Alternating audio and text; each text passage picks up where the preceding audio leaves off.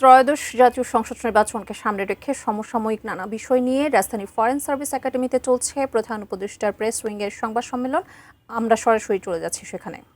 এই বিষয়ে আজকে একটু আলাপ হয়েছে, তো বাকিটা আমি মনে করি যে আপনারা আমাদের, আমি তো যেটা জানি যে ওনারা তো প্রতি থার্সডেতে একটা ব্রিফিং করেন, আজকেও হতে পারে। আপনারা বাকিটা ফরেন মিনিস্ট্রির সাথে কথা বলে জেনে নেবেন। হ্যাঁ, শেষ প্রশ্ন বলেন। রাজনৈতিক দলের কার্যক্রম নিষিদ্ধের উদ্বেগ জানিয়ে প্রধান উপদেষ্টাকে 5 মার্কিন আইন প্রণেতা চিঠি দিয়েছেন একটা। এই বিষয়ে একটু আপনাদের বক্তব্য জানতে চাচ্ছি। আমরা এই চিঠিটা আমি অন্তত দেখি নাই, আমি এই বিষয়ে জানি না, অ্যাওয়ার না।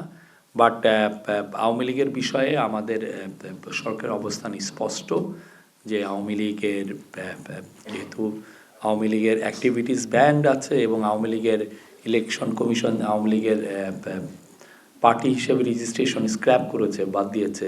তো সেই জন্য আওয়ামী লীগ এই ইলেকশনে পার্টিসিপেট করতে পারবে না। Thank you.